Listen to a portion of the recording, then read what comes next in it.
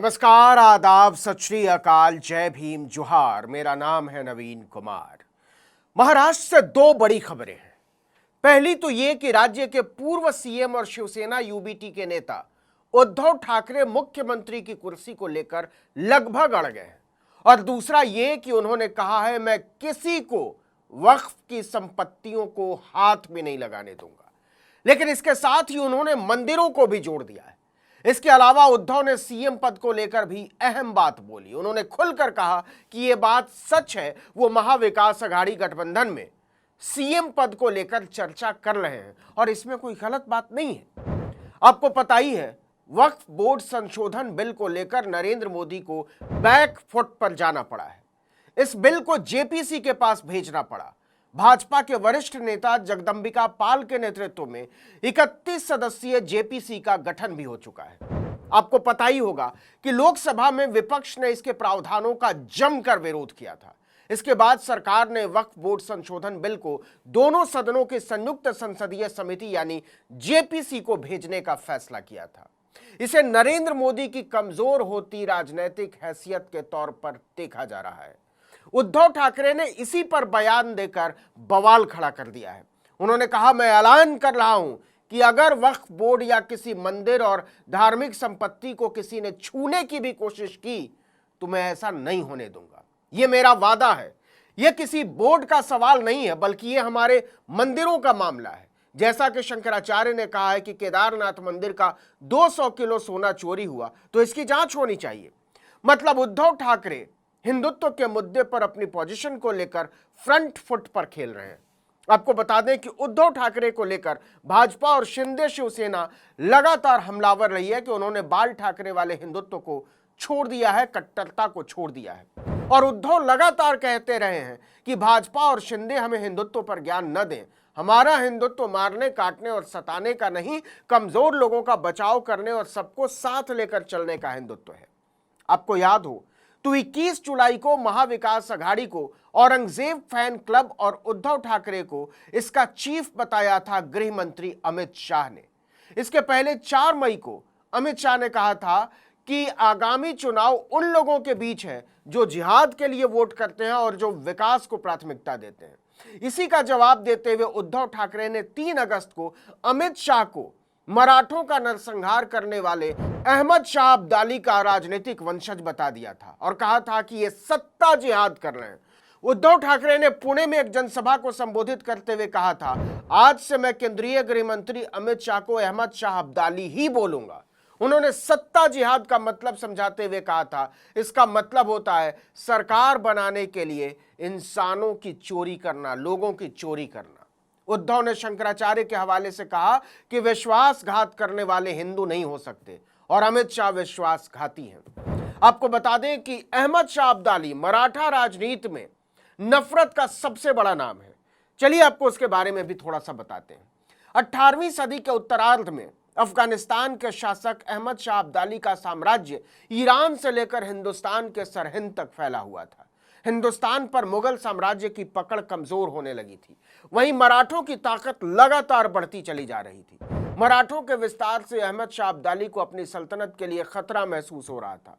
दोनों अपने अपने साम्राज्य का विस्तार करने में जुटे हुए थे, लेकिन ज्यादा बड़ा कौन, इसी का फैसला करने के लिए 1761 में दिल्ली के पास पानीपत के मैदान में अहमद शाह अब्दाली ने मराठों के साथ जिंदगी की सबसे बड़ी जंग लड़ी।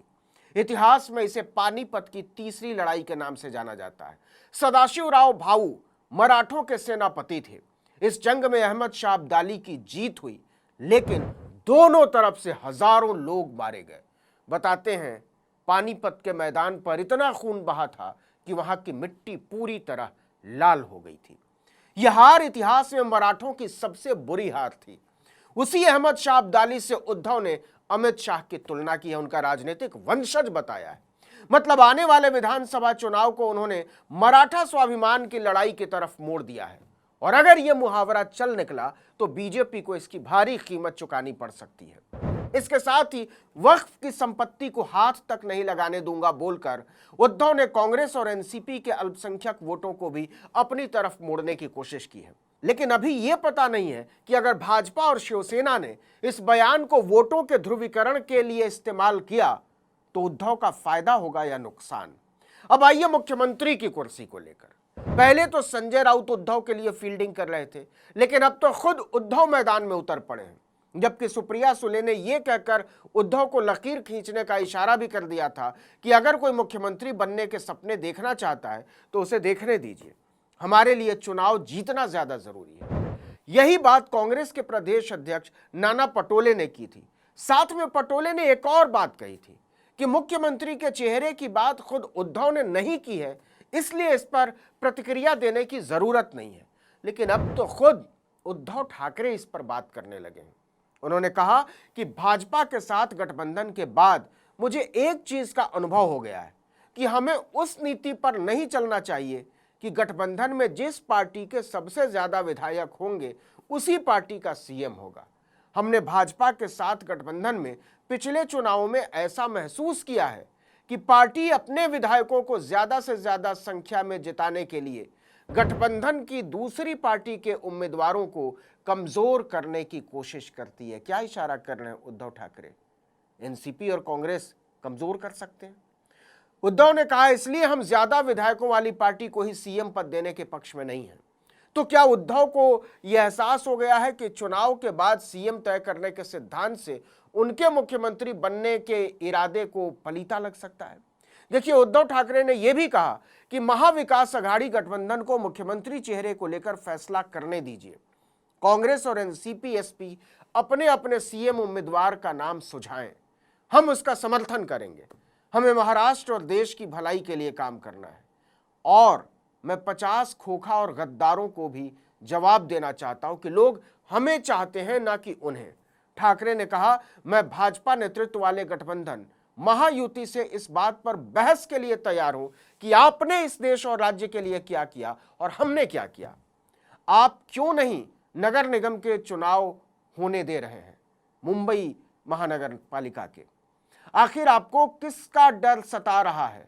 इसका मतलब यह है कि महाराष्ट्र में धुआंधार लड़ाई छिड़ने वाली है और भाजपा ने रणनीति बनाई है कि इस लड़ाई को अगर मुकाबले में लाना है, जीतने के बारे में सोचना है, तो नरेंद्र मोदी और अमित शाह को बैक सीट पर बैठाकर उतरा जाए। समझ रहे हैं राजनीति कहां जा रही है? इस वीडियो में इतना ही, लेकिन अगर आपने आर्टिकल 19 इंडिया को अब तक सब्सक्राइब नहीं किया तो फौरन कर दीजिए, बेल आइकॉन दबाइए, घंटी जैसी आकृति लाइक कीजिए और कमेंट करके बताइए हमारा वीडियो आपको कैसा लगा। हमारा ट्विटर हैंडल है article19_India और मेरा ट्विटर हैंडल है नवीन जर्नलिस्ट। नमस्कार।